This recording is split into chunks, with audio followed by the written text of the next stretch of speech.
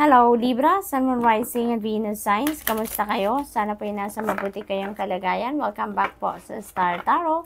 Kung bago kayo rito, welcome din kayo. Thank you sa inyong support. I truly appreciate it. God bless you all. Tingnan natin ang mga messages ni Libra for today.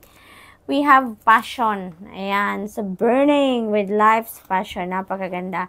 Parang ano to, this is maaaring related dito sa inyong creativity, related dito sa trabaho, related dito sa career, no? Opportunity, maaaring merong pagkakataon dito kayo na magawa ninyo kung ano talaga yung inyong passion, no? Magawa ninyo kung what you really love to do. Kumbaga, so maaaring ito na yun yung opportunity ninyo, no? Para dyan.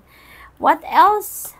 We have moon lore, ebb and flow. Ayan. So, feels like ang iba sa inyo dito is going to embrace, you know, the ebb and flow of life dito. No? Maaring merong pagsusurrender dito na magaganap for some of you Libra. Maaring you're going to follow the guidance of the divine talaga. Maaring may mga downloads dito na parating sa inyo and maybe talagang maririnig ninyo yan clearly. Kaya makakasunod kayo, magagawa ninyo kung ano yung gabay sa inyo dito, Libra. So that's what I'm picking up, no? What else? We have letting go. Ayan. So, may mga kailangan na kayo ditong i-let go. Kailangan na ninyo itong i-give up, no? Kasi hindi na ito nagsiserve ng iyong highest good. No? Libra, hindi na to kailangan sa buhay ninyo, hindi na to nakakatulong ng inyong sitwasyon, hindi na to nakakapag-serve ng inyong best interest, kaya it's time to let it go. Okay? Panahon na ngayon, no, para gawin ninyo yan, Libra, because maaring, ano yan, nagkukos na lang yan naman, yung parang clutter na lang siya, nagkukos na lang yan ng pagsikip, kumbaga, ng isip ninyo, ng nararamdaman ninyo, pampabigat na lang yan. So, posibleng ganon ang ganap dyan.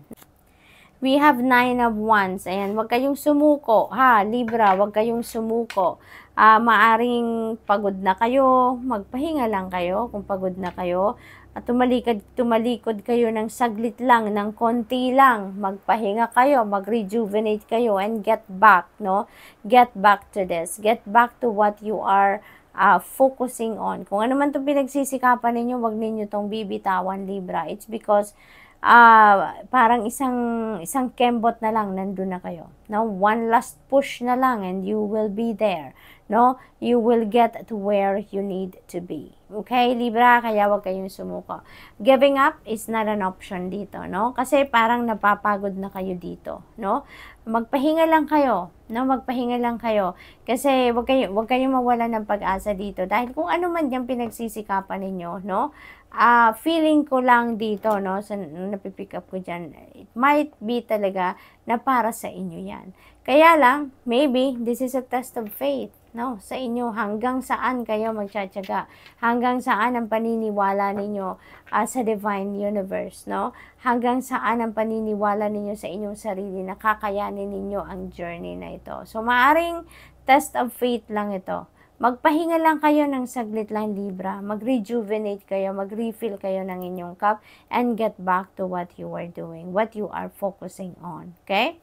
Kasi hindi magtatagal. Mararating nyo na din ang tagumpay. You'll be able to claim your success dito. We have Justice energy. Ayan, you are getting what you deserve dito, Libra. You are getting what you deserve. Kung ano ang para sa'yo, yan ang matatanggap ninyo. No? Yan ang makukuha ninyo, yun ang ibibigay sa inyo. Ngayon, you are about to start a new path. You are about to start something new dito sa buhay ninyo. Yan ang napipick up ko dyan, Libra. At saka magiging maayos ng lahat. Order will be back in your life dito. Kaya mas magaling din ang mga pangyayari dito sa buhay ninyo from here on. No? Talagang makakapag-isip na kayo dito ng maayos, no? Yung parang ganon. So, tignan natin kung ano pa ang ganap. We have the full energy. Ayan, full energy. Meron ditong new beginning energy, no? Libra, this is something new. Sabi ko dito, magsisimula kayo ng bagong something new, no? And full energy is exactly it, no? Bagong ano to, bagong endeavor, bagong adventure. This is definitely a new path that is opening up for you, no, Libra. Maaring ano yan, maaring new level of your relationship, commitment, bagong love and romantic relationship, bagong friendship, bagong trabaho, bagong karera, bagong business venture. It could be anything, no, Libra, but definitely this is an uncharted territory for you na papasukin ninyo sa ngayon. You are going to take risk, no, this time. So, good luck po. And that's all I have for you for the week. Thank you for watching. Love and light. Namaste.